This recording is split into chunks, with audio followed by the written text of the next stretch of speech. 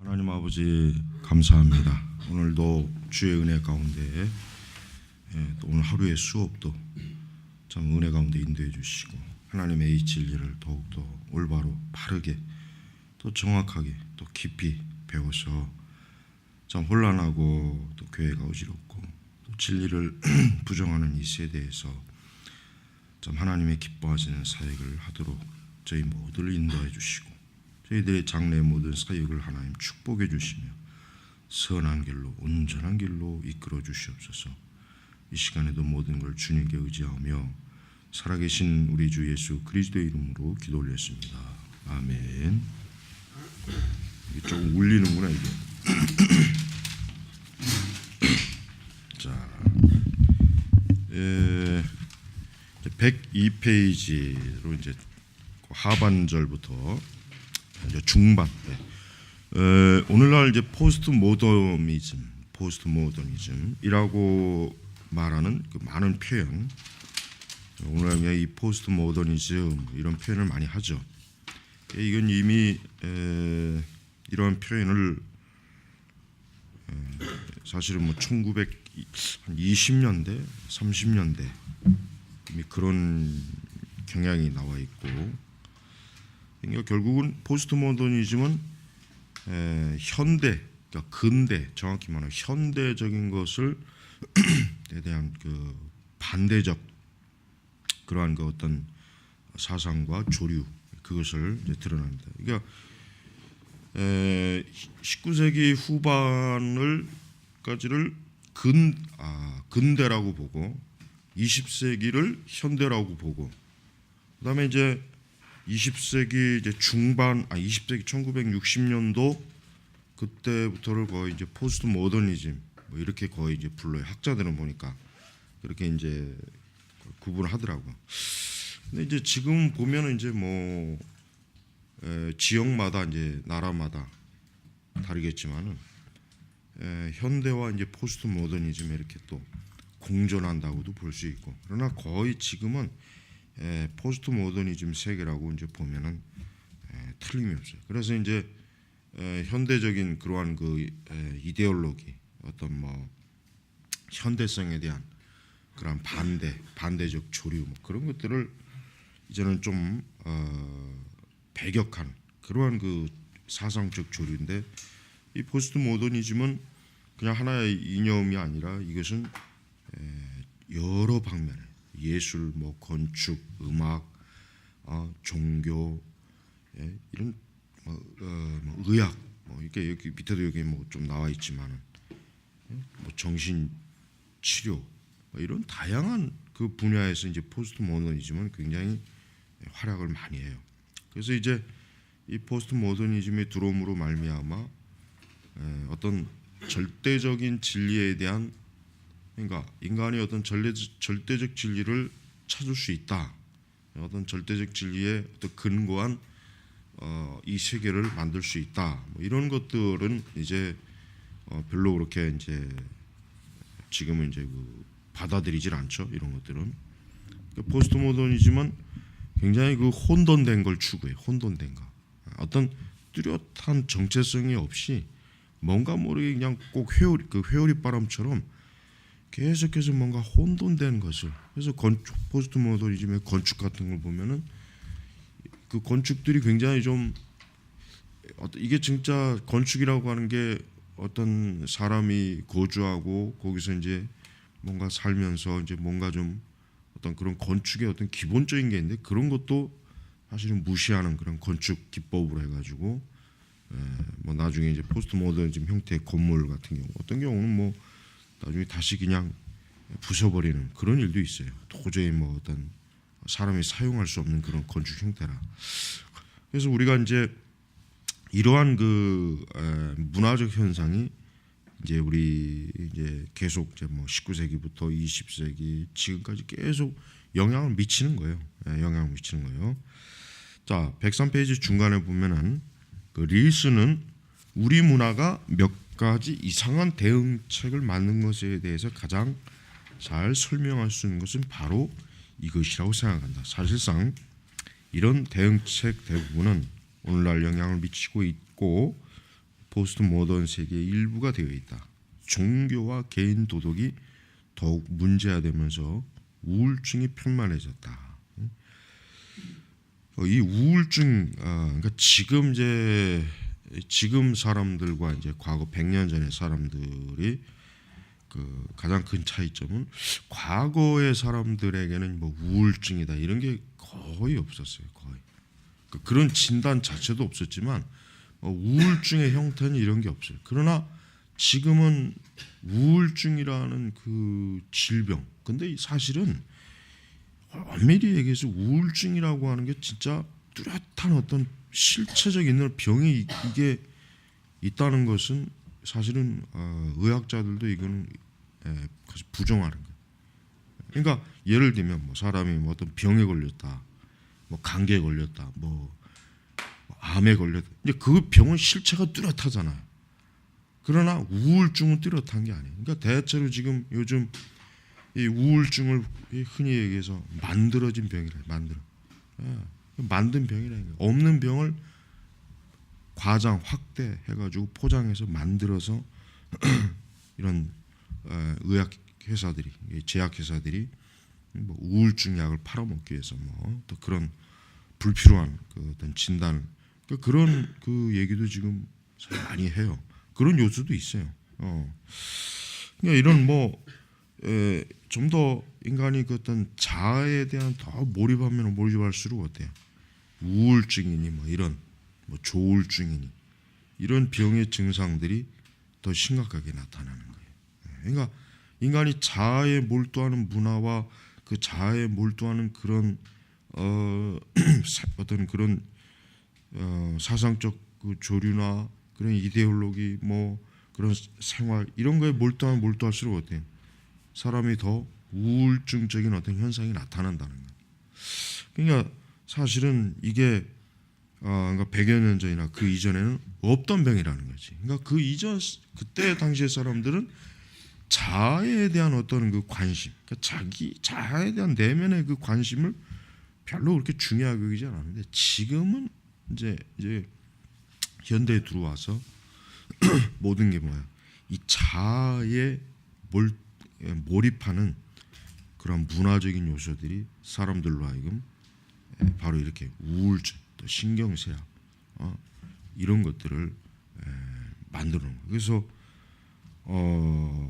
우리는 이런 어떤 인간의 어떤 정신적 질병을 사실은 이게 물론 정신과 의사들이야 뭐 이제 자기들은 이것은 뚜렷한 실체가 있는 병이라고 얘기는 하지만 그건 극히 일부분일 뿐이지 거의 대다수의 병들은 사실은 어때요? 이거는 실체가 없는 병. 어떻게 보면 본인 스스로 사람들이 만들어낸 병이에요. 통계적으로 전쟁이 일어났을 때는 우울증이 질병이 없어요. 전쟁이 일어났을 때는 우울증이니 뭐니 뭐 정신적 질병이 거의 없대요. 그게 실제 드러난 통계란 말이에요. 이 얘기는 뭘 얘기하냐면 쉽게 얘기하면은 배부르고 할 짓 없으니까 한날 자아에 몰입하는 그런 인간들이 어때요? 우울증에 걸리는 거예요. 물론 다 그렇다고는 할 수는 없는데, 그러니까 그러나 이제 갑자기 어떤 막 재난이 생기고 막 그럼 사람이 이게 제정신이 돌아오는 거예요. 이제 자기가 막 살아야. 그러니까 그때부터는 그 망상과 몽상에서 이제 깨어나는 거예요. 그러니까 너무 우리 사회가 그래서 이제 언론이나 매스컴도 그래요. 뭐 우울증으로 자살했다 뭐 이런 것들을 자꾸 방송에 내보내면은 사람들이 자기 자신도 그런 우울증이 있지 않나 해가지고 없는 질병을 자기가 상상해서 만들어낸단 말이에요. 그러니까 우리가 그런 것들을 볼 때 우리가 굉장히 주의해야 되는 거예요. 그러니까 이제 우리 이제 종교, 그다음에 이제 개인의 윤리적, 도덕적 이런 것들에 대한 지금 사람들의 그 반응은 거의 뭐 희미하죠. 근데 이와 같은 것들을 소홀히 하면 할수록 사람들은 그 내적인 그런 것들이 우울증이나 이런 것들이 더 심각하다는 거예요. 그래서 이제 우리 기독교 자체도 사실은 이런 자아의 숭배는 이미 오래됐죠. 뭐 이미 벌써 오래됐죠. 기독교도 뭐. 그러니까 기독교 자체도 뭐예요? 나는 교회를 나오는 사람들 가운데서도 우울증에 많이 걸린 사람들이 있어요. 교회를. 그 사람들도 나는 교회 와서 그리스도의 객관적인 구원의 은혜, 하나님의 은총 이것보다는 교회 와서까지도 뭐예요? 자기 자신을 중심으로 하는 그런 신앙 형태를 유지하는 거예요. 그러니까 찬양도 자기를 위로해야 되고 설교도 자기를 돌봐야 되고 뭐든지 다 자기 그러니까 그런 형태의 신앙이 교회가 사실은 지금 사람들이 몰리는 교회예요. 그러니까 우리가 과거에 이제 찬송들이라고 하는 것은 전적인 하나님을 대상으로 찬송하고 찬양하는 거지만 19세기 이후부터 이제 우리 옛날 구찬송가에도 그런 내용들이 많고 그 찬송가도 마찬가지. 어느샌가 이제 자기를 간증하고 드러내는 가사의 찬송이 많이 들어왔단 말이야. 19세기부터도. 그러니까 우리 옛날 그 통일 찬송가에도 그런 찬송이 많이 있어요, 사실은. 그러나 이제 그런 것들은 엄밀하게 해서 찬송이 아니에요. 찬양이 아니에요. 찬송이라고 하는 건 뭐예요? 성부와 성자, 성령 삼위일체 하나님에 대한 영광스러움을 높이는 게 이게 찬송이거든요. 그게 찬송이지 어떤 나 자신의 신앙의 한탄, 뭐 또 내 신앙의 고백적인 게 이게 찬양이 아니죠. 이게 이건 찬양이 아니란 말이에요. 근데 그거를 우리가 예배 시간에 찬양이라고 부른다는 것 자체가 지금 벌써 뭐예요? 문제가 있는 거예요. 근데 이런 부분에 대해서 지금 교회에서 뭐 사실 이런 부분에 대해서 누가 얘기를 하겠어요? 이런 부분들에 대해서 이해도 못해요. 왜 그게 찬양이 아니냐? 왜 이게 우리가 뭐 어쨌든 하나님의 이름으로 찬양하고 우리의 신앙을 막 그게 왜 찬양이 아니냐? 이제 이렇게 얘기가 되는 거예요. 그래서 우리가 이런 영향들이 다 사실 이제 포스트 모더니즘의 지류들이에요. 지류들. 그 지류에 다 그런 지류의 하나에 지금 지나자는 거예요. 자, 104페이지 넘어갑니다. 사회가 점점 유동적이고 불안정하게 되면서 통제해야 할 필요성이 급격히 늘어났다. 이러한 통제가 점점 힘들어지자 사회의 갱신을 바라면서 폭력을 사회 갱신 수단으로 여기는 사람들이 생겨났다. 자, 보세요. 우리나라도 1980년대 그러니까 정확하게 이제 1980년 그다음에 이제 전두환 대통령이 이제 퇴임하기 전까지 우리 사회는 굉장히 좀 이렇게 통제 사회였어요. 통제. 더 많이 이제 통제된 게 이제 1980년대까지죠. 그때까지 통행 금지도 있었어요. 12시 넘으면 이제 사람이 이제 돌아다니지 못하는 거예요. 돌아다니면 이제 경찰서에 끌려가는 거지. 통행 금지가 이제 풀려났어요.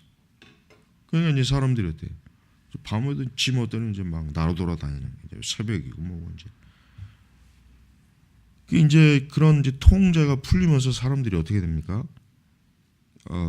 우리 한국 사회가 80년도 이후에 이 데모가 굉장히 많았어요. 이 데모. 그러니까 사람들이 막 떼지어 다니면서 우리나라도 이제 특별히 우리나라 같은 경우는 이제 뭐 문민 정권이 들어선 이후에는 특히 뭐예요? 이 데모. 대표적으로 뭐 촛불 집회니 뭐 이런 것들. 그러니까 지금 여기서 말하는 건 뭐예요? 그러면서 점점 그걸 하나의 이제 폭력화하는 것들. 어떤 노동 그 투쟁이나 이런 거. 그러니까 이 사람들이 어떤 사회적인 통제가 줄어들면은 사람들이 더 좋아질 것 같지만은 자칫하면 어떻게 해요? 사람들이 떼거리로 몰려가고 폭력을 행사하는 그런 일들을 많이. 그러니까 지금 우리 사회가 그게 딱 보이잖아요. 그 통제가 안 되는 거예요. 그러니까 이런 현상도 뭐예요? 결국은 이 사회라든가 우리가 살아가는 이 사회 자체가 어때요? 느슨하고 어떤 기준도 없고 통제도 없고 어떤 인간의 어떤 도덕적, 윤리적, 종교적인 어떤 권위도 없고 그냥 뭐 다 지 멋대로 다 각자 자기가 좋아하는 대로 그냥 뭐든지 다 사회가 점점 불안정해지는 거예요. 우리 사회 같은 경우가 제일 내가 볼 때는 사실은 문제가 많아요. 사실 우리 사회도. 그러니까 우리 기독교인들이 이런 사회를 볼 때 우리 기독교인들이 어떤 관점으로 이걸 보냐, 어떤 관점으로 우리 그리스도인들의 그 세계관을 형성하느냐, 이것도 굉장히 중요한 거예요. 예. 근데 지금 뭐 사실 기독교인들이라고 해봐야 뭐 별 수 없거든. 기독교인들 중에도 말도 안 되는 헛소리하는 사람들이 얼마나 많아요. 목사들도 그렇고 장로들도 그렇고 뭐 신학교 교수들이라는 작자들도 뭐 얼마나 그 말도 안 되는 엉터리 같은 궤변을 쏟아놓습니까? 예? 그러니까 우리는 그런 그 어떤 정확한 어떤 인간의 어떤 지성적 그 중심 체계가 잡히지 않은 그런 중구난방하는 그런 그 자유로움을 우리가 좀 굉장히 주의해야 돼요. 그러니까 교회는 특히 그런 것들을 주의해야 돼요. 그러니까 교회는 이 사회에서 뭘 유행한다, 어떤 흐름이다, 그런 걸 절대로 받아들이면 안 된단 말이에요. 이거는 결국 교회 개개인 한 사람 한 사람의 문제. 목회자도 마찬가지고 신자들도 마찬가지. 자기들의 삶 속에서 이 세상의 어떤 흐름의 유행과 풍습과 관습들이 침투하지 못하도록 단호하게 어때요? 그런 걸 잘 적절하게 통제해야 된다고. 가정에서도 그렇고 교회에서도 그렇고. 그렇지 않으면은 교회도 똑같이 이 세상의 흐름에 그냥 어때요? 마구 흘러가요. 그러니까 지금 우리나라 교회를 보면은 그렇게 지금 보면은 틀림이 없는 거예요. 자, 그래서 19세기 말에 이르러 신문의 사면을 장식하는 난폭한 살인 사건, 유혈 사건에 대한 생생한 묘사, 또 1890년대 영웅적인 탐험 이야기로 가득한 모험 소설. 이게 이제 우리 지금은 이제 오늘날 여러분 우리 지금 세상에는 영화로 많이 판매죠. 영화. 예를 들면 뭐 우리나라에서 지금 뭐 할리우드 어떤 영화를 지금 뭐 찍는다 해가지고 뭐 또 그 막 시내에서 막 도로 통제하고 막 그러잖아요. 그러니까 지금 시대의 영화를 보면은 굉장히 막 그러니까 지금 시대의 영화를 보면은 그 영화라고 하는 이 지금 시대의 그 사회를 딱 보여주는 단면이거든요. 영화를 보면은 막 급격한 막 파괴적인 거, 그게 막 영화 속에 많이 나온단 말이에요. 급격한 파괴적인 거, 거대한 로봇들, 뭐 로보캅, 슈퍼맨, 뭐 어떤 초인적인 힘을 가진 그런 그 어떤 주인공들이 나와서 막 대규모적인 막 파괴. 이게 뭐예요? 결국 지금 사람들이 그런 폭력을 좋아하는 거예요. 그걸 좋아하니까 어때요? 그걸 모티브로 영화 감독들이 그런 영화를 찍는 거란 말이에요. 그래서 과거의 영화에 비하면 지금의 그 영화 속에 나오는 폭력이 굉장히 스케일이 커지고 굉장히 그 엄청난 파괴력을 보여주는 그러한 내용. 그 사람들이 그걸 좋아하니까 그런 자극적인 걸 좋아하는 거예요. 그런 자극적인 것들이 왜 나오냐? 이 사회가 어때요? 통제되지 않는 사회라는 거예요. 이 사회가 통제되지 않고 어때요? 사람들이 자기 마음껏 자기 기질과 그걸 분출시키는 사회라는 거예요. 그러니까 좋은 사회가 아니죠. 이게 좋은 게 아니에요. 그만큼 뭐 오늘날 우리 시대 사람들이 정서가 굉장히 파괴적이라는 거예요. 어린아이들도 그렇고 중년 이후의 사람들도 마찬가지. 옛날에는 40대만 들어서면 벌써 그러니까 옛날 이제 1900년도 초기에는 이 40대 들어서면 벌써 이미 노인이에요. 노인 벌써 할아버지. 그러니까 과거에는 이제 1900 60, 70년대까지 40대 하면 벌써 그 사회에서 거의 뭐 어른 취급받지만 지금 40대는 뭐예요? 애들이야, 애들. 옛날 중고등학생 애들하고 똑같이 놀고 있어요. 똑같이.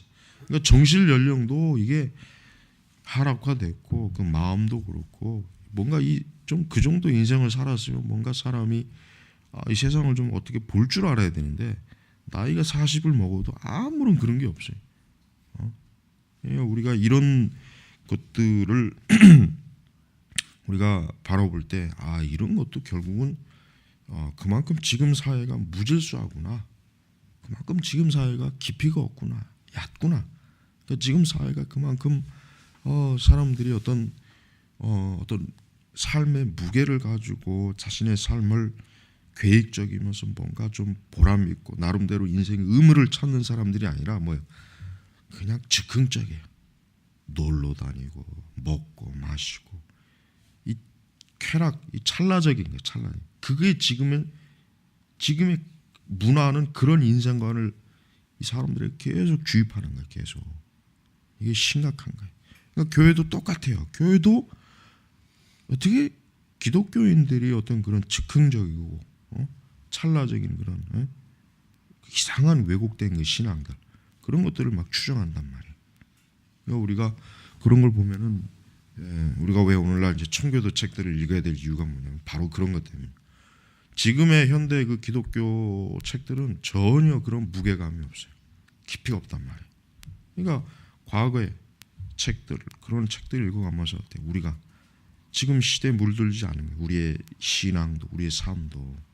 그러니까 지금야말로 사실은 이 청교도의 책들을 종교개혁적 책들 이런 걸 많이 읽어야 돼. 그래서 이제 여러분 사회에서 왜 인문학이 지금 막 유행하는 이유가 사실 그게 뭔가 모르게 그러니까 이 세상 사람들도 뭔가 이게 안 되겠구나. 이게 도대체가 이게 삶에 무게가 없다. 이게 사람들이 왜 이렇게 가볍다. 그러니까 뭔가 고전으로 돌아가자. 인문학으로 가자. 그래서 사회에서도 그런 문제점을 발견하고 그런 방식을 취급하는 거예요. 그런 방식으로. 근데 우리 기독교는 안 그렇잖아요. 기독교는 내가 볼 땐 기독교는 사실은 어때요? 기독교야말로 지금 옛 고전이라고 해도 우리가 중세 시대 곳으로 돌아가는 것보다는 교부 시대 것보다도 교부 시대도 물론 좋긴 한데 자칫하면 교부 시대 잘못 이해하면 카톨릭으로 돌아가 버린다고. 그래서 조심해야 돼. 그래서 교부 시대가 그래서 조심해야 돼. 자칫 잘못하면 카톨릭으로 돌아가 버려. 또 이 정신이 헷가닥해가지고 카톨릭이 이게 기독교의 뿌리구나. 그런다니까. 그러니까 가장 좋은 게 뭐예요? 종교개혁 시대를 먼저 공부하고 그다음에 청교도. 그러고 난 다음에 교부를 보면 상관없어요. 그러니까 우리가 이 교부 시대 연구하는 사람들 대체로 보면은 친로마 카톨릭적인 경향이 많이 나타나요. 그다음에 영성 운동의 경향도 많이 나타나고. 그러니까 교부 시대를 잘못 해석하게 되면 그렇게 돼 버려요. 그러니까 칼빈이나 이런 칼빈의 책들을 충분히 읽으면은 그 교부들에게서 좋은 걸 얻을 수 있지만 그러나 이 종교개혁자들을 투과하지 않은 상태에서 교부들을 읽어대면은 100% 카톨릭으로 갑니다. 아니면 동방 종교로 가든지 틀림없이 그래요. 그래서 내가 이제 교부에 대해서 이제 교부들의 글을 내가 이제 카페에서는 거의 언급을 안 한 이유가 뭐냐면 자칫하면은 괜히 그거 접해가지고 뭐 영성 훈련이니 영성 운동이니 동방 종교이니 막 카톨릭이니 이쪽에 또 괜히 관심을 가질까봐 그런 거야. 그래서 내가 교부 같은 경우는 거의 안 다루는 거야. 그래서 우리가 오늘날 개신교도들의 이 처방이 뭐냐? 이건 100%예요. 우리는 이 청교도 시대로 다시 청교도 시대의 그 문헌들을 교회가 열심히 파고들어야 돼요.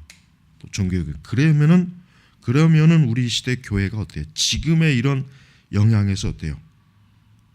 절대 영향을 안 받을 수 있어요. 목회자들도 그렇고 신자들도 그렇고 그 영향에서 딱 차단이 될 수가 있어요. 그래서 교회가 진짜 바로 잡히게 될 수 있단 말이에요. 그러나 지금 이 상태로 계속하면은 좋은 모습을 볼 수가 없어요. 교회는. 그래서 사실 우리나라 교회는 거의 내가 볼 때는 끝났다고 봐요. 나는 우리나라 교회는 이미 끝났다고 봐요. 거의 별로 이제 소망이 없어요. 물론 하나님께서 어쨌든 하나님의 교회와 참된 교회와 하나님의 참된 백성들을 보존하시긴 하겠지만 그러나 대다수는 이제는 끝난 거예요. 대다수의 이제 우리 기독교라고 우리 한국 기독교는 이제 거의 뭐 그냥 껍데기지 껍데기. 그냥 낙엽이야 낙엽. 낙엽밖에 안 되는 거예요. 그러니까 우리가 그걸 알아야 돼. 그런 현실적인 인식을 해야 돼. 그러니까 이런 상태에서 우리가 지금 사역을 하고 있다는 것을 우리가 알고 있어야 돼. 그러니까 수많은 목회자들이나 자칭 교인들이라는 사람들이 생각 자체가 어때요? 미쳐 있거든요. 이게 완전히 이게 뭐 진짜 그 생각 자체가 비정상적인 생각을 갖고 있는 사람들이 지금 자기가 하나님을 믿고 있다고 그렇게 착각을 하고 있는 거예요. 전혀 하나님하고는 어울리지 않는 그 사상, 세계관을 갖고 있으면서도 그러니까 그런 사람들을 내가 볼 때는 그래요. 결국 그들은 그냥 그거로 끝나는 거예요. 멸망하는 거예요. 거기서 정신 차리고 돌아오지 않는 이상은 그대로 그냥 미친 짐승처럼 살다가 그냥 멸망, 이성 없는 짐승처럼 살다가 그냥 멸망해 버리는 거예요. 그게. 그러니까 목회자들이 정신 차리고 그런 것들을 일깨워줘야 되는데 모든 게 결국 목회자 때문에 그래. 목회자 헛소리하는 사람들의 그 문제는 목사들 때문에. 목사에게서 그렇게 배웠거든. 목사에게서 그렇게 분별할 수 있는 어떤 바른 신앙 지도를 못 받은 거예요. 그러니까 그런 소리를 하는 거예요. 그러니까 목회자의 책임이라고 하는 게 얼마나 큰지를 우리가 알아야 돼요. 자, 19세기에 이런 반현대적인 정서처럼 포스트 모더니즘 욕구는 우리의 지적인 현대성이 우리에게 해놓은 일에 대한 불안의 표현이라고 한다. 하지만 우리는 그저 불안감만이 아니라 배신감과도 싸우고 있다. 이 계몽주의 이제 불안감과 배신감, 그러니까 불안감, 뭔가 현대 문화에 대한 불안, 뭔가 모르게 아까도 얘기했지만은 뭔가 이게 정말 사람들이 다 불안해요. 뭔가 불안하고 두려워하고 왜 그렇게 옛날 사람들보다 더 좋은 뭐 이런 집에서 살고 우리의 생활을 도와주는 얼마나 이 기기들도 있고 컴퓨터도 있고 뭐 모든 게 좋아졌는데도 사람들은 불안해하는 거예요. 그다음에 이제 배신감 뭐예요? 이제 특히 이제 계몽주의 같이 앞으로 세상이 좋아질 것이다, 좋아질 것이다. 지금도 그래요, 여러분. IT 세상이 오면 세상이 더 좋아질 것이다. 항상 그런 선전을 하거든요. 좋아지긴 뭘 좋아져? 안 좋아지는 게 더 많이 보이잖아요. 그러니까 배신감이 드는 거예요. 그 배신감이 불안감과 같이 엮여버리는 거예요. 그러니까 어때요? 사람들이 심리적으로 안정을 얻을 수 없는 거예요. 차라리 여러분 사람이 저 산속에 들어가 살면 진짜 마음이 편해져요. 산속에 들어가 마음이 편해져. 그래서 여러분 이제 종편 TV 프로 중에 하나 뭐가 있냐면 이제 산에서 혼자 사는 사람들을 이제 이렇게 하는 프로그램이 있어요. 이 사람들이 그냥 산에서 몇십 년을 혼자 사는 거예요. 근데 그 사람들이 공통적이고 뭐냐면 마음이 안정돼 있어요. 어떤 욕심이 없고 그렇게 이 사람들이 성격이 막 날카로우거나 히스테리한 게 없어요. 공통적으로 다 그래. 물론 그 사람들이 뭐 거듭나고 중생한 건 아니에요. 그러나 굉장히 정서적으로 안정이 되고 어디에 사람들이 부드럽고 이 성격이 막 히스테리거나 우울 이런 게 전혀 없는 거예요. 그러나 도시 사는 사람들이 어때요? 불안정해. 정서가 불안해. 성격이 막 히스테리적인 게 막 폭발성, 충동성이 있어요. 그러나 이 사람이 산에 가서 한 두 달만, 몇 달만 있어도 벌써 이게 달라져요. 왜 그렇습니까? 우리가 사회인 이 문화라고 하는 자체가 이 사람을 가만두질 않아요. 미치게 하는 거예요. 그러니까 여러분 우리가 시편 1편에 보면 복 있는 사람은 여호와의 율법을 주야로 묵상한다 그랬죠. 그러니까 우리가 지금 이런 시대 도시에 사는 그리스도인들은 어때요? 우리가 이 하나님의 말씀을 통해서 하나님을 묵상하고 그게 우리에게 굉장히 중요합니다. 굉장히 중요합니다. 이런 것들이 사실은 그래서 이제 교회에서 이제 여러분 왜 영성훈련이 나타났는지 이유를 알아야 돼요. 영성훈련이 왜 교회에서 유행하고 있냐면 그만큼 도시 안에 있는 그리스도인들의 이 정서가 불안한 거예요. 뭐가 이게 안 잡히는 거예요. 분명히 하나님을 믿고 예배도 드리지만 이게 안 되는 거예요. 그러니까 영성훈련이라고 하는 뭔가 새로운 것을 끄집어내다가 뭔가 이 사람들을 좀 다독여야 되겠구나 이런 발상에서 영성운동이 나온 거란 말이에요.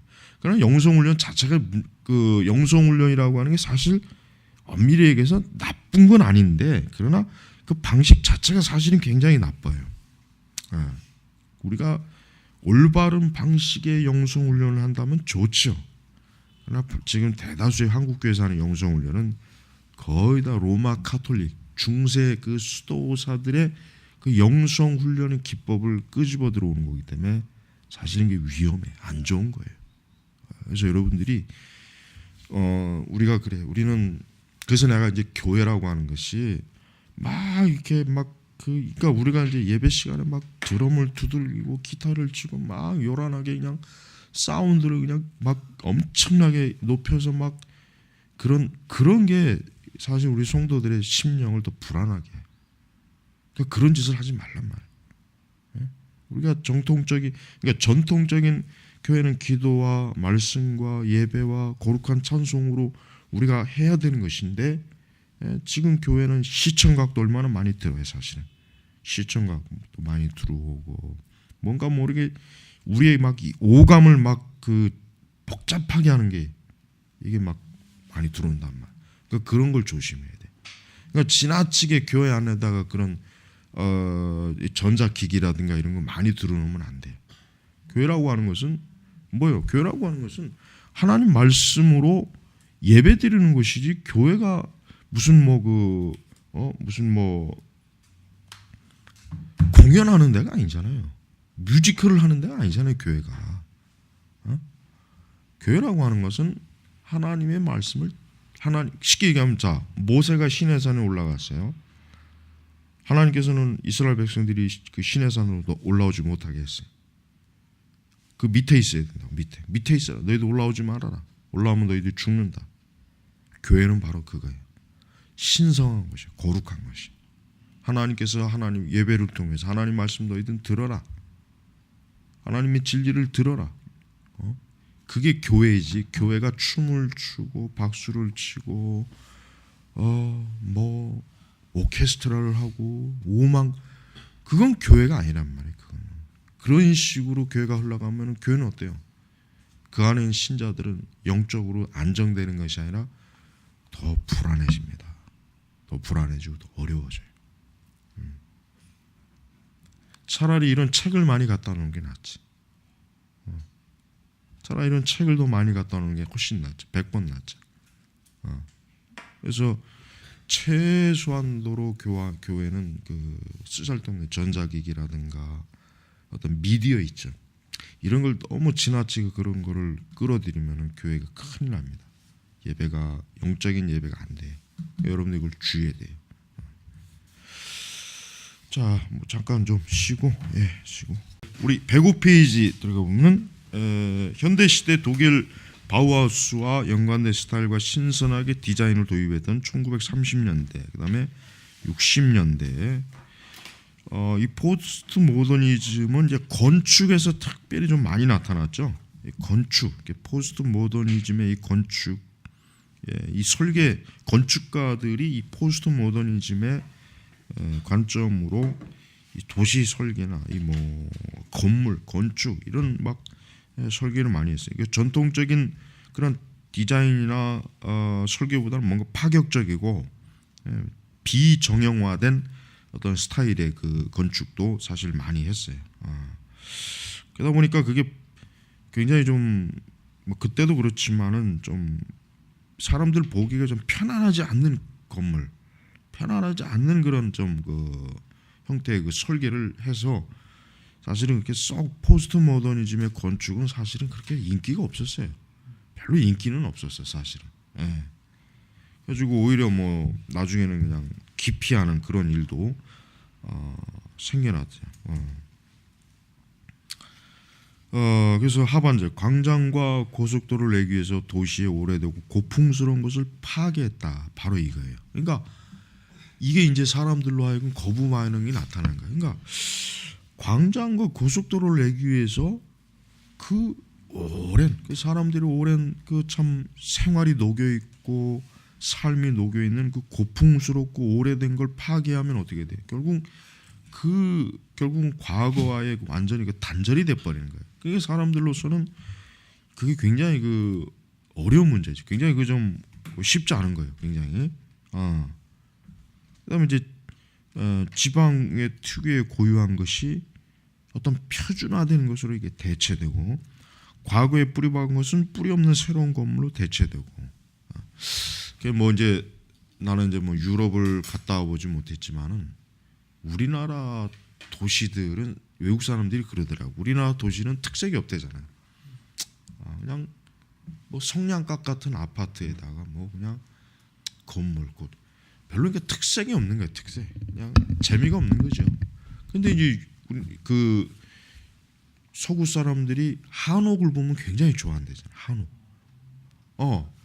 자기들이 전혀 보지 못하고 알지 못하는 건축 스타일이거든.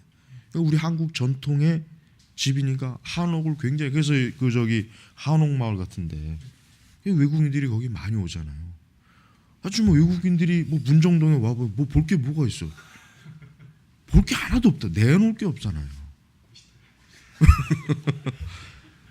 뭐 사람들이 뭐 문정동이나 뭐 종로 이런 데 가서 뭐 놀랍게 자기네 나라도 그보다 더 화려하고 또 근데 이게 유럽이라는 나라가 우리가 이제 사진상으로 보면 알겠지만 유럽이라는 나라가 그런 전통을 뭐 몇백 년 된 건물 지금도 파리 같은 데는 뭐 몇백 년 된 건물도 쓰고 있다고 그러잖아요. 그러니까 우리나라 사람들이 저 유럽을 왜 좋아하는지 알아요? 만약에 유럽을 갔는데 거기도 똑같이 이런 뭐 성냥갑 아파트에다가 뭐 이런 있어봐야 가보면 뭐 똑같다. 그러나 어때요? 유럽 1000년, 1500년의 그 전통이 있는 그 건물들, 그 오래된 고딕 뭐 성당 이런 것 이런 게 사람들은 그냥 우리나라 사람을 이렇게 동양 사람이 확 마음을 휘어잡는 거예요. 근데 이 포스트 모더니즘의 건축들은 뭐예요? 그런 걸 아주 싹 폐기해 버리고 어디다 알 수 없는 이상한 그 도형의 그 어떤 형상의 건물들을 지어놓으니 이 사람들로 거부하는 거지 당연히. 그러니까 그런 건물들을 보고 있는 이 사람들의 인간성이 어때요? 잘못 좀 영향을 받지 당연히. 그러니까 이 포스트 모더니즘은 그 특히 이제 건축에서 굉장히 활발했는데 건축에서 제일 망해버린 게 이 포스트 모더니즘이에요. 다른 그 어떤 분야보다 이 건축에서 제일 이 포스트 모더니즘이 사람들로부터 환영을 받지 못했어요. 자, 그래서 우리는 바로 이제 이런 것들이 뭐예요? 이런 것들이 결국은 하나의 그 그러니까 어떤 근대와 현대성을 새롭게 뒤집어서 사람들에게 좀 더 새로운 세계를 보여주겠다고 한 이 포스트 모더니즘이 결국 여러 방면으로 파고들었지만 좋은 결과를 본 게 거의 없거든요. 좋은 결과를 보지 못했어요. 자, 또 이제 계속 해봅니다. 이제 106페이지 중반에 필립 존스는 자기 시기의 국대적 스타일을 만들기 시도했다. 이 스타일은 보편적으로 사용될 수 있으며 특정한 지역에 국한되지 않아 세계 모든 곳에서 통용될 수 있었다. 말하자면 전 세계적인 복잡한 문화가 건축의 측면에서 있었던 것이다. 그러나 그 시도는 실패했다. 그렇죠. 온 세상의 건물을 똑같은 설계와 똑같은 건축 스타일로 하려고 했지만 결국은 실패한 거예요. 당연히 실패하죠. 그 성공하리라고 하는 그 생각 자체가 이게 도저히 이해할 수 없는 거죠. 그러나 저들은 그거를 굉장히 좋아했어요. 그런 것들을. 그래서 이제 결국 삶을 새로 창작하겠다는 꿈은 1970년대 이제 사라졌다. 이제 포스트 모더니즘의 건축 스타일은 결국은 이렇게 질이 멸렬해요. 굉장히 출발은 엄청나게 화려했는데 결국은 사람들로 배척받아요. 왜? 건축이라고 하는 것은 결국은 사람이 그 안에 들어가서 살고 사용하는데 그 사람들로 하여금 질리게 만들고 뭔가 불안정감을 주는 건축이니 그게 환영받을 리가 없죠. 환영받을 리가 없죠. 당연히. 자, 그래서 107페이지 상반 모더니즘이 분명히 정의할 수 있는 스타일을 가진 이유는 삶과 유리되어 있기 때문에 반면 포스트 모더니즘은 많은 스타일을 가지고 있는 이유는 과거와 현재의 많은 관심을 반영하고 있기 때문입니다. 포스트 모더니즘은 다문화주의 여러 목소리 가운데 하나다. 이것은 우리의 건축이 더 이상 딱딱한 이데올로기에 좌우되지 않는다는 뜻이다. 또한 더 이상 어떤 확실한 목적에 따라 좌우되지 않는다. 이와 같은 목적이 결여되어 있기 때문에 우리 도시 안에 가시적인 상징이 현대 공황과 부패함 밖에는 전달할 수 없다는 리스의 생각은 정확합니다. 그렇죠. 어떤 뚜렷한 목적, 이념, 어떤 뚜렷한 방향성이 없는 그러한 스타일의 건축은 오히려 사람들로 하여금 공허함과 부패함 밖에는 전달할 수가 없는 거예요. 다음, 현대성의 중요 영향 가운데 하나는 뭐예요? 일종의 전체적인 목적의 상실은 대부분의 학문 분야에도 깊은 영향을 끼쳤다. 자, 그렇죠. 이제 이게 또 이제 우리가 이제 학문의 분야에서 이제 좀 더 들어가면서 이제 좀 살펴봅니다. 과거의 계몽주의는 합리적이고 객관적인 학문이 가능하다고 믿었다. 이것 때문에 근대 과학이 발전한 거예요. 그렇죠. 만약에 내일 태양이 뜰 것을 확신할 수 없다 하면 누가 그 태양을 연구하겠습니까? 그러니까 이 계몽주의 자체가 절대 나쁜 건 아닙니다. 왜? 합리적이고 객관적인 학문을, 그러니까 인간이 적어도 합리적이고 객관적인 세계관을 설계를 바탕으로 이 세계를 해석하거든요. 그러니까 이제 근대 과학이 발전할 수 있었던 이유가 뭐냐? 결국 어떠한 정확한, 즉 어떤 정확한 예측 가능한 세계다. 그러니까 실험을 해서 뭔가를 결과가 예측 가능할 수 있는 세계다. 그런 학문적인 바탕이 있어요. 그러나 이제는 어때요? 이런 믿음은 계몽주의 자체가 만들어 놓은 것 때문에 제물이 되었다. 보편적 진리가 있다는 것에 대한 동의가 사라지자 객관적으로 발전된 진리는 결국 관련된 학자와 관심과 성향을 보여주는 것이 되어버렸다. 그러니까 보편적인 진리, 객관적 진리, 이런 것들을 이제는 어때요? 이런 것들을 이제는 사실은 뭐 지금 시대가 그렇죠. 지금 시대가 이제 어떤 보편적 진리가 과연 있을까? 사실 있다는 생각보다는 없다는 생각을 더 많이 하고, 역시 객관적 진리도 역시 지금은 좋아하지 않죠. 그 대신 뭔가 상대주의가 만연해 있는 분위기에서 어떤 학자가 발견의 보편적인 타당성을 가진다고 주장하기는 매우 힘들었다 이거죠. 그렇죠? 상대주의, 어떤 절대성, 보편성, 객관성, 이 세 가지를 지금은 이제 학문의 영역에서도 신뢰를, 사람들이 이걸로 별로 이제 좋아하지 않는 거예요. 이렇게 이제 그동안 이제 오랜 동안 이제 학문에 뒷받침했던 그런 그 기본적인 세계관적인 토대가 오히려 지금 이제 부정되는 그런 시기가 있습니다. 그래서 과학 분야에서 토마스 쿤은 과학자가 볼 수 있는 것은 그들이 가능하다고 생각하는 것이나 그들이 추구하는 것에 대해 대부분이 결정된다는 것을 입증했다. 예술에 있어서도 인식혁명 훨씬 급진적이었다. 문학 영역에서는 대학에서 해체주의자라는 세대가 부상하는데 본래 이들은 한 나라의 언어를 보호할 사명이 있음에도 불구하고 이제 언어가 어떤 의미도 갖지 않는다고 주장한다. 그러니까 해체주의는 특히 이제 신학의 해석학으로 많이 들어와요. 이제 신학에서 이제 해석학에 이제 이전 해체주의, 이제 포스트 모던 방식의 그 해석학이 많이 들어오죠. 그러니까 이제 해체주의라고 하는 것은 뭐 본래, 그러니까 작가가 쓴 글의 본래 그 의도를 해체해 버리는 거예요. 그러니까 뭔가 어떤 글이라고 하는 것, 어떤 글, 책이라고 하는 것을 읽는 사람의 각자가 해석하는 것이 정확한 해석이다. 해체주의자들이 이렇게 이제 가르치죠. 그러니까 어떤 객관적 하나의 그 어떤 주장이나 보편적 진리를 담고 있는 게 아니에요. 예를 들면 뭐 이제 토끼와 거북이라고 했을 때, 이제 토끼와 거북이라고 하는 것을 보통 우리는 게으르고 잘난 척하고 자만하면은 이 토끼같이 되는구나. 그러나 꾸준하고 성실하면은 이렇게 거북이라도 승리하는구나. 이게 보편성이거든요. 이게 객관성이란 말이에요. 그러나 이제 해체주의자들은 그렇게 안 보는 거예요. 이 거북이란 놈은 토끼가 잠을 자고 있으면 깨워서 같이 달려야지. 지 혼자 이기겠다고. 이기주의자다. 이 거북이를. 해체주의자들의 그 해석 방식은 이렇게 막 전통적 해석 방식으로 완전히 이게 막 허물어 버려. 그러니 성경은 어떻게 됩니까? 성경도 문제가 커보죠. 다른 것은 뭐 별짓을 해서 해석을 할 수 있지만 성경은 어때요?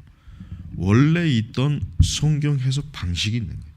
그러니까 성경은 단일한 해석이 있어요. 그러니까 우리가 성경을 해석할 때 여러분 새로운 해석을 조심해야 돼요. 지금 성경을 새로운 해석할 게 없어요. 종말론에서나 이제 아직 뚜렷하게 이제 드러나지 않은 그 어떤 사건, 장래 일이기 때문에 우리가 해석을 조심해야 되겠지만 뭐 새로운 해석, 뭐 기독교 역사상 이제까지 발견하지 못하던 해석, 이런 말 하는 놈들은 다 미친 놈이에요. 또 하나의 정신병자가 또 나왔구나. 또 하나의 또 그 좀 어리석은 자가 또 하나 나왔구나. 옛날에 또 잠깐 우리 교회 나왔던 우리 청년 적그리스도를 발견했다. 나 그놈 녀석 그냥 아주 그동안 몰랐던 적그리스도를 발견했다. 제발 그 성경 해석 가운데 독특하게 해석하려고 하는 거 절대 그런 짓을 하면 안 돼. 여러분 성경 해석을 독특하게 해석하는 게 그게 중요한 게 아니에요. 원래 사도시대부터 지금까지 정통 교회, 정통 교사들, 신학자들, 목회자들이 해석했던 것, 적용했던 걸 우리가 지금 고스란히 물려주는 것이지 기독교 2000년 역사상 누구도 알지 못했던 해석 성경을 내가 발견했다, 비밀을. 근데 그런 사람들이 지금 여전히 있어요. 여전히. 근데 보면은 별게 아니야. 또 보면은 또 별것도 아니야. 이게 뭐 새로울 것도 없어. 잘해봐야 뭐 별로 새로울 것도 없는 거. 못되면 아주 이단적인 것이. 그러니까 목회자들이 특히 주의해야 될 게 뭐예요? 자기만의 그 독특한 해석 방식으로 아주 특별한 설교를 하려는 건 망상에 빠지면 안 돼. 그런 망상에 빠지는 순간부터 벌써 어때요? 구원파가 되는 것이고 신천지가 되는 거고 하나님의 교회가 되는 거고, 그런 망상에 빠진 인간들이 다 이단이 되는 거란 말이에요. 절대로 새로운 해석 방식을 한다는 생각 갖지 말고 원래 이 말씀의 의미를 얼마나 오늘날 충실하게 잘 드러내느냐, 이게 중요한 것이지. 새로운 자꾸 해석 방식을 한다고 하는 것 자체가 그건 교만일 뿐만 아니라 그거는 망상이에요, 망상. 아니 뭐 기독교 2000년 역사상에 그러면 자기보다 못한 인간들이 그러면 뭐 신학자가 되고 주석가가 되십니까? 그 사람들이 다 생각하고 다 기도하고 다 연구한 거, 그들이 그 다 이미 우리가 평생을 해봐야 알 수 없는 걸 이미 다 그들이 다 이루어놓은 건데, 그들을 연구해서 우리가 하면 되는 것이지, 무슨 뭐 새로운 뭐 성경을 해석을 한다고 해가지고 그러면 다 잘못돼요. 그렇게 평생 해봐야 결국은 이미 벌써 누가 다 해놨던 거예요. 벌써 이미 벌써 다 과거에 몇백 년 전에 다 이미 누가 이미 다 해놨던 거야. 주석에 다 이미 나와 있는 거야. 그걸 자기가 혼자 발견했다고 떠들어야 되니 그게 정상적인 사람은 볼 수 없죠. 그러니까 여러분 절대 우리가 그런 망상에 빠지면 안 돼요. 절대 그 뭐 새로운 성경, 뭐 새로운 설교, 새로운 어떤 뭐 진리를 발견했다, 뭐 그렇게 하여튼 큰일 납니다. 자, 108페이지로 보면 철학에서 리처드 로티는 철학이 설명하기 위해 사용했던 진리의 세계는 붕괴했으며, 그렇죠. 이제 철학을 하는 유일한 이유는 오로지 개인적인 치유를 위해서다. 이게 철학이라고 하는 것도 사실은 뭡니까? 철학도 진리가 무엇이냐에 대한 인간의 사유 작업이 철학이에요. 그러니까 진리가 뭐냐? 그러니까 그리스 철학자들이 이 세상의 만물을 통일할 수 있는 보편적 진리가 뭐냐? 그러니까 어떤 그런 것들을 저들이 사상 활동을 하는 가운데 철학의 체계가 세워진 것이란 말이에요. 근데 이제는 그러한 철학 자체도 이제는 붕괴되어 버렸다 이거죠. 붕괴돼. 그래서 이제 만약 여러분이 만약 철학이 여러분을 알고 이렇게 생각하도록 한다면 여러분은 그렇게 생각해야 한다. 하지만 여러분이 내린 결론이 누구에게나 정상적으로 여겨지는 그런 시대는 어때? 이제 가버렸다는 거예요. 내가 분명히 옳게 판단하고 생각했던 게 모든 사람이 정상적으로 여겼던 그런 시대가 이제 없는 거예요. 다 이 자기 개인적인 어떤 철학을 한다는 것도 결국 자기 개인의 어떤 사상적 어떤 발전, 자기 어떤 게 심리적, 자기 어떤 주관을 그 헛된 주관을 그 뒷받침하는 그런 재료로 쓰이는 정도밖에 안 되지. 보편적으로 다 같이 인정할 수 있는 그 철학의 어떤 원리 자체가 이제는 부정되는 시대라는 거예요. 그러니까 철학자들도 골치 아픈 거지. 철학자들도 이제는 더 이상 칸트니 무슨 뭐 이런 그 어떤 철학의 어떤 그 대가들이 나오기는 힘들어요. 지금 시기는. 지금은 그런 대가들이 나올 수 있는 세상이 이제 지나가 버린 거예요. 더 이상 이제는 아마 뭐 위대한 철학자라고 할 수 있는 철학자들이 나오기는 어려울 거예요. 또 이 철학의 그 여기 말한 것처럼 그 철학의 기본 그 토대도 이제 뭐 부정하는 시대가 돼 버렸으니까 똑같이 형태를 신학에서도 이제 볼 수가 있다. 그렇죠. 이제 좀 더 우리가 이제 신학에 집중합니다. 그 일은 거의 똑같이 발생한다. 1960년대면 아마도 사신신학, 하나님의 그 죽음의 신학을 필두로 이 계몽주의적 프로젝트가 난간에 처해 있음이 드러냈다. 물론 새로 등장한 사상가가 계몽주의에 완전히 등을 돌린 것은 아니다. 그들은 다만 계몽주의에서 잘못된 몇 가지를 좀 수정하려고 했을 뿐이다. 그들은 하나님의 계시에서 출발하지 않고 뭡니까? 인간의 경험에서부터 시작해라 했으며 삶에 대한 하나님의 해석이 아니라 인간이 주체적 자유 가운데 스스로 만들어낸 해석이다. 자, 오늘날 설교가 다 여기에 기반이 둔다고 보면 돼요. 자, 지금 그 설교학 자체가 설교라고 하는 것 자체가 바로 여기에요. 이 삶에 대한 해석이 뭐예요? 하나님의 해석이 아니라 뭐 인간이 주체적으로 자유 가운데서 만들어낸 해석이에요. 지금 설교들은 다 그겁니다. 예외가 없어요.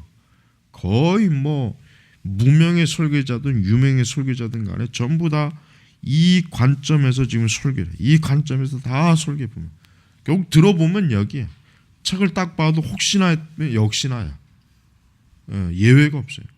그러니까 지금 이런 형태의 방식으로 설교 진행되는 이상은 교회는 개혁이 안 됩니다. 부흥도 이루어질 수 없습니다. 진정한 참된 부흥.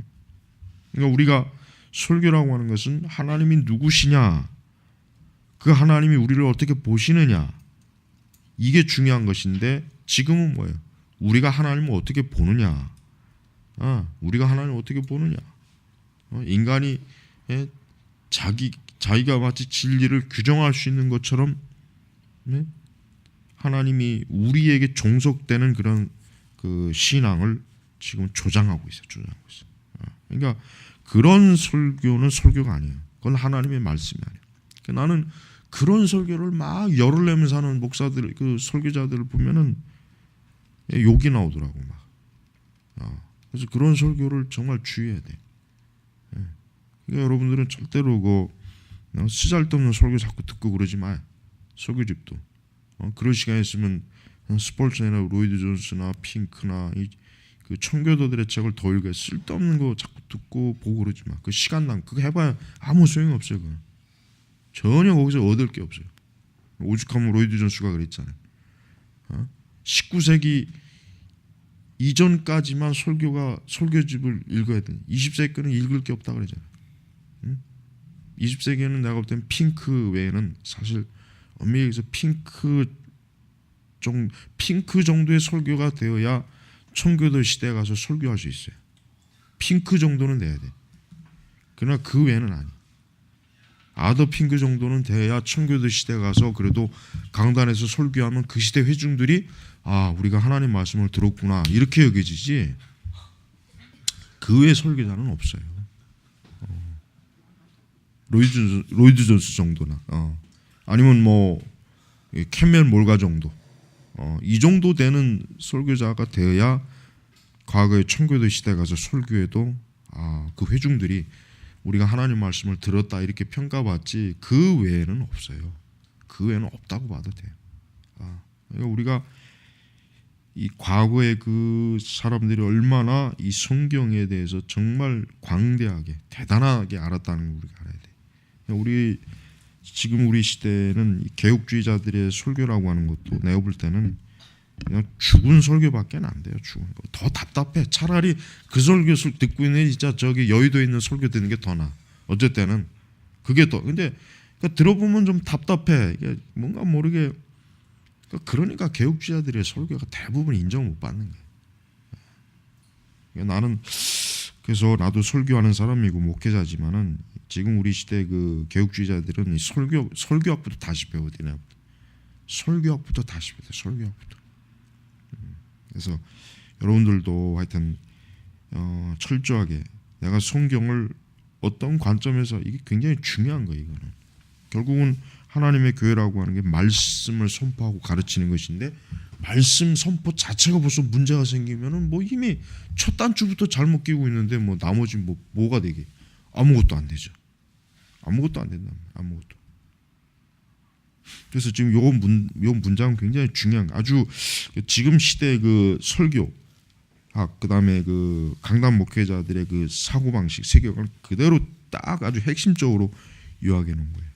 그들은 자기들이 추구해온 어떤 의미의 중의심이나 표준적인 기준이 있다는 것을 거부한다. 그러니까 1970년대, 80년대 일단의 새로운 신학이 등장했다. 이 신학은 새롭게 중요성을 띈 사회적, 정치적 관심에 영향을 받아 그 관심사에서 비롯된 신학이다. 이게 뭐 신복음주의적인 신학이라고 할 수도 있고, 또 뭐 쉽게 말하면 더 뭐 포스트 모더니즘 신학, 뭐 여성 신학, 뭐 흑인 신학 다양하거든요. 이 신학은 미국에서의 흑인이 겪었던 압제로에서부터 시작되었고 남미에서 가난한 자가 겪었던 압제, 뭐 해방 신학, 뭐 우리 한국에는 민중 신학, 뭐 그런 신학이죠. 뭐 뻔하죠. 뭐 이들 새로운 신학에서 중심을 이루고 있는 이 경험. 그들이 겪은 일이다. 그러니까 보세요. 신학이라고 하는 게 성경을 근거로 하나님에게서 출발해야 되는데 이 신학은 뭡니까? 정치적, 사회적 환경에서 자기들이 겪었던 것에서 신학이 형성이 되는 거예요.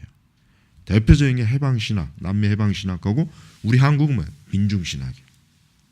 지금이야 뭐 우리 한국에 이제 민중신학을 외치는 사람은 거의 없어요. 지금은 뭐 거의 뭐 다 그걸 지금 외치면은 그건 뭐 과거 그 원시인이죠, 원시인. 지금 민중신학 근데도 지금 뭐 일부는 뭐 저 기장치기나 저런 데는 아직도 민중신학에 빠진 놈들이 있던데 난 그 놈들은 참 이해할 수가 없어요. 어떻게 어째 뭘 먹고 사는지 그게 궁금해. 걔들은 지금이 무슨 뭐 70년대인 줄 아나 봐 아직도. 지금 무슨 민중신학을 얘기합니까? 자기들 내에서도 아마 웃길 거예요. 지금 무슨 민중신학이 걔들이 말했던 게 다 틀리잖아요. 하나도 맞는 게 없어. 시간이 지나갔을 때. 그래서 우리가 그런 어리석은 신학에 빠지면 안 돼. 근데 지금 이런 거 그러니까 자기들이 어떤 정치적 탄압, 어떤 사회적인 어떤 그 뭐 가진 자, 부자의 억압받은 거 뭐 그런 거에 의해서 신학이 형성이 된 거예요. 그러니까 이 사람들은 특히 이제 뭐 가장 뭐 쉬운 예로 이제 모세오경의 이스라엘을 뭐예요? 애굽의 정치적인 탄압에 의해서 저들이 해방 운동을 일으켰다. 그러니까 우리도 해방 운동을 해야 된다. 그러니까 모세를 어떻게 하면 민중의 지도자로 보잖아요. 모세는 민중, 정치적 애굽의 그 정치적인 그 압제에서 이스라엘 민중을 해방시킨 민중의 지도자다. 대단히 잘못된 해석이죠. 예수 그리스도도 역시 뭐예요? 예수 그리스도도 정치적 해방자로 보고 있어요. 최근에 최신간 중에 젤롯이라고 하는 책이 그 책이에요. 젤롯이라는 책이 그리스도는 정치적 해방자다. 그동안 우리가 알고 있었던 기독교가 알고 있었던 예수는 그건 아니다. 아주 철저하게 그 관점에서 그 책을 써버렸어 보니까. 그러니까 지금도 그런 그 예수 그리스도에 대한 우리가 뭐 지금 다른 시간에도 그리스도의 그 정체성에 대한 그 신앙을 우리가 공부하지만 그리스도에 대해서 왜 그렇게 사람들이 오해하는지 난 그게 참 정말 이해가 안 가. 왜? 아니 복음서 읽어보면은 예수님이 뭐야? 빌라도 앞에서 내 나라는 이 세상에 속한 게 아니라 그랬단 말이에요. 예수님 자신이 그걸 부정했는데 왜 자꾸 예수님을 거기다가 자꾸 끌어들이냐 이거죠. 우리가 그런 그 주장들이 결국 뭐예요? 이 신학은 보편적인 진리가 있다는 것을 믿지 않았다. 그러므로 신학은 현대의 다문화주의적인 표현이며 이 신학이 사용하는 지적인 현금 뭐예요? 다원주의. 그렇죠. 그러니까 우리가 다원주의라고 하는 것도 결국 뭐예요?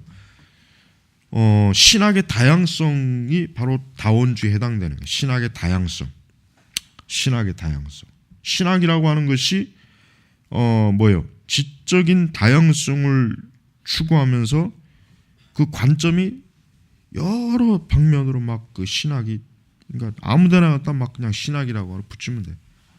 아무데나 갖다 다 신학을 붙이면은 그게 다 신학이 돼버리는 거예요.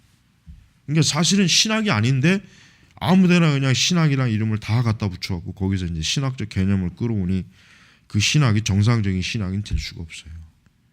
네.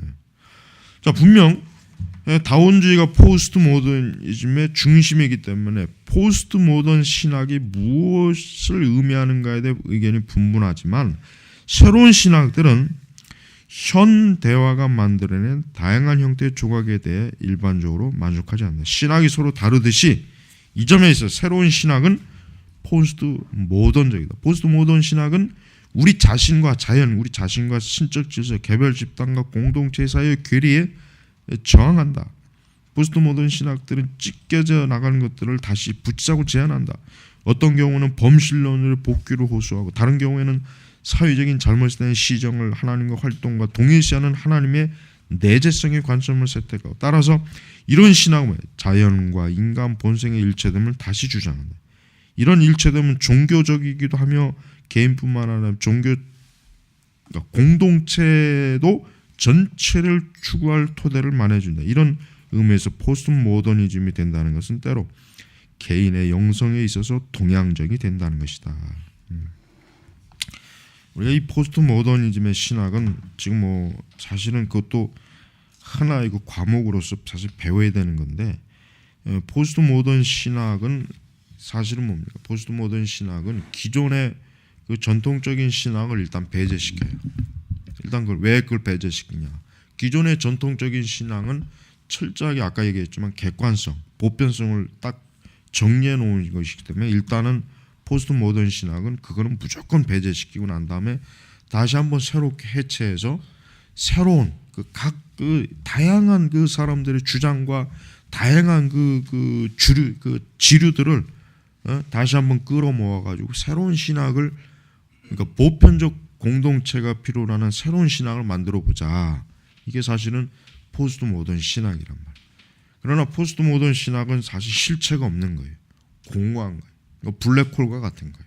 모든 걸 다 빨아들이는 거예요. 그러면서도 실제 보면 아무것도 없어요. 그러니까 포스트 모던 신학으로는 교회가 어떻게 됩니까?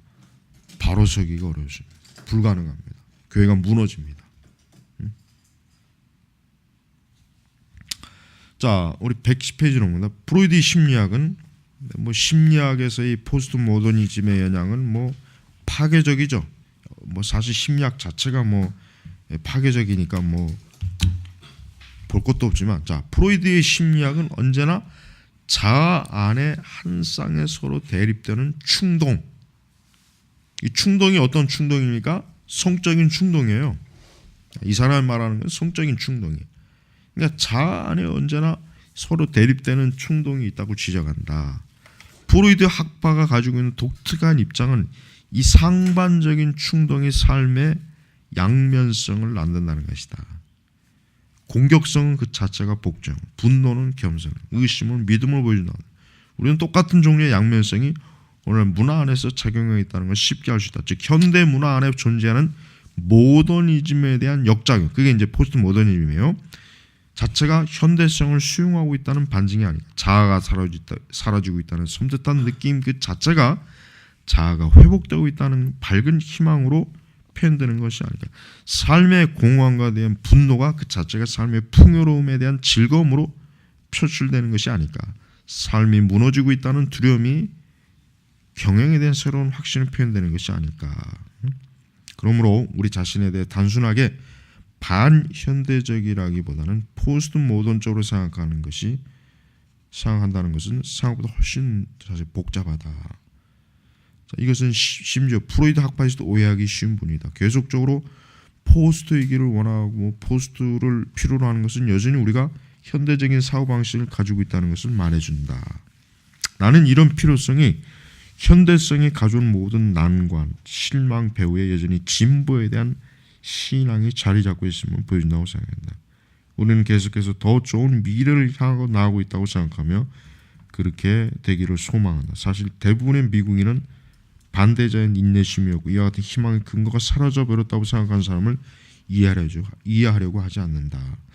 자, 여러분 보세요. 지금 여기서 말하는 거 하나의 그 핵심적 그 주장이 이것입니다. 자, 인간은요, 근본적으로 역사가들도 그렇지만은 뭔가 보편적으로 무슨 생각을 가지고 있냐면은 우리 인류는 뭔가 더 나은 방향으로 가고 있다. 이런 생각을 항상 갖고 있어요. 그러니까 굉장히 염세적이고 폐쇄적이면서 굉장히 비관적인 것 같으면서도 이상하게 항상 어떤 결론을 도출하냐면 인간은 더 나아질 것이다. 이 세계가 비록 지금 이렇게 뭐 많은 문제가 있고 복잡하고 국제적인 문제도 있고 테러가 있고 전쟁이 있지만 더 나아질 것이다. 이상하게 그런 그 생각을 항상 가져요. 늘 가져요. 늘. 근데 그게 사실은 뭐예요? 사실은 그게 썩 좋은 건 아니에요. 왜냐하면 우리가 기독교 성경적 관점에 봤을 때는 우리 그리스도인으로서는 사실 뭡니까? 궁극적으로 이 세상이 멸망하지만 우리는 새하늘과 새 땅이 우리에겐 와요. 그러니까 우리 그리스도인들은 우리 그리스도인의 종말과는 한편으로 굉장히 어둡면서도 우리야말로 궁극적으로 소망이에요. 그러나 이 세상은 어때요? 굉장히 한편으로 비관적이면서도 근거 없는 낙관성을 갖고 있는 거예요. 자기들에게는 어때요? 그들에게는 뭐요? 하나님 나라가 해당이 안 돼요. 하나님 나라는 누구에게만 해당이 됩니까? 오직 성경에서 어린 양의 피로 씻음을 받은 사람들이거든요. 근데 이 세상은요, 그 근본적 어떤 토대도 없으면서 괜히 알 수도 없는 이 세계에 대한 낙관적인 방향으로 자꾸 계속해서 흘러가더라고요. 그러나 그런 낙관적인 생각은 항상 무너져요. 항상 주기적으로 무너져. 그러면서 또 다시 낙관적인 방향으로 가. 이게 지금 이 세상. 역사도 봐도 그렇고, 뭐 사회도 봐도 그렇고, 인문학자들도 이 주장도 마찬가지예요. 뭔가 모르게 항상 긍정적인 관점을 가지고 세상이 더 나아질 것이다, 좋아질 것이다, 희망을 불어넣는데, 그러나 그 희망이라고 하는 것은 근거가 없어요. 적어도 우리 그리스도인들은 그래요. 우리가 예수 그리스도를 떠나서는 어떠한 낙관적인 것도 우리는 발견할 수가 없습니다. 소망이 없어요. 절망이에요. 그게 정직한 거예요. 그런데 세상은요, 하여튼 보면은 항상 어떤 낙관적인 소망으로 늘 결론을 맺더라고요. 그들이 왜 그런 결론을 맺는지 그 이유를 알 수가 없어요. 왜냐, 그런 결론을 맺을 근거가 없거든. 이미 지나간 수천 년의 역사를 딱 보면은 결국은 하나님을 떠난 문명이나 인간의 개인의 삶이라고 하는 것은 멸망이거든요. 근데 뭘 가지고 저들이 자꾸 소망? 그러니까 나는 그래요. 물론 우리가 이 세상의 악인들, 이 세상을 막 파괴하고 독재자, 학살자 이런 사람들보다야 뭐 세상을 좀 긍정적으로 보는 사람이 더 낫죠. 그 사람들은 어쨌든 세상을 좀 좋게 하려고 하고 모든 사람들이 더 행복한 걸 원하는 그런 활동을 추구하는 사람들이니까 낫기야 낫죠. 히틀러보다 낫죠. 김일성이나 이런. 근데 문제는 뭐냐면 그들이 결국 궁극적으로 소망을 주지 못해요. 그들이 주는 것은 그냥 솜사탕에 불과해요. 그래서 잠깐 그냥 달콤한 것이지 결국은 녹아 없어지는 거란 말이에요. 그러나 우리가 예수 그리스도께서 주시는 그 영광, 그 영화로움, 그 하나님 나라는 뭡니까? 없어지지. 영원한 거예요. 영원한 거예요. 그러니까 기독교야말로 역사를 가장 현실적으로 그러면서도 정확하게 보는 거예요. 그러니까 기독교적인 역사관이 그래서 중요해요. 그러니까 우리가 이런 기독교적인 역사관을 가지고 우리가 역사를 바라봐야 어때요? 이 세상을 바르게 볼 수 있는 거예요. 그래서 저는 우리 개혁주의에서는 이 낙관주의를, 그러니까 세속적 낙관주의를 절대 환영해서는 안 돼. 세속적 낙관주의는 기반이 없거든. 진리가 없는 낙관주의란 말이야. 그러나 이 세속적 낙관주의를 이 세상은 좋아한단 말이에요. 그러니까 우리 그리스도인들이 말하는 이 세상의 종말을 이 세속주의자들은 굉장히 좀 그러니까 웃음거리로 만들기 좋아해요. 그래서 여러분 뭐 영화 속에서 보면 우리 신자들이 막 종말에 대한 거 보면 대체로 다 막 좀 정신병자들, 뭐 좀 이상한 사람들이 뭐 그 종말의 신앙, 대체로 그런 표현을 많이 하는 거예요. 근데 실제로 진짜 웃음거리가 될 종말론자들은 이 세상이에요. 왜? 그들은 낙관을 근거할 만한 게 없는데, 그리스도가 없는데, 하나님이 없는데, 진리가 없는데 그들이 도대체 왜 저렇게 낙관성을 가지고, 낙관주의를 가지고 바라보느냐. 이게 참 오히려 그들이야말로도 어이가 없는 거예요. 자, 111페이지 보면 미국은 낙관주의자를 사랑한다. 그렇죠. 미국은 전통적으로 낙관주의자, 그러니까 좀 뭔가 좀 좋게, 이 세상을 좋게, 나쁜 소식보다는 좋은 소식. 그러니까 여러분 우리가 기독교도 순복음 은사주의가 어디서 나왔습니까? 미국에서 나왔단 말이에요. 긍정주의 어디서 나왔습니까? 미국에서 나왔어요. 현대 복음주의 기독교의 모든 폐물들이 다 미국에서 나왔어요. 그러나 유럽에서의 신학은 낙관주의가 나오지 않았어요. 유럽에서의 신학, 신정통주의도 그렇지만은 유럽에서의 신학은 물론 뭐 자유주의가 좀 그런 면이 있네요. 자유주의는 좀 낙관주의적이죠. 근데 유럽보다는 미국이 사실은 오늘날 그 현대 기독교, 복음주의 기독교의 가장 이 낙관주의를 제공한 데가 사실은 미국이 낙관주의적인 세경화돼. 그래서 이런 문화적인 신조를 확인하는 것이 필요하기 때문에 낙관주의를 사랑한다. 따라서 미국은 비관주의자를 싫어한다. 미국은 비관주의자들을 싫어해요.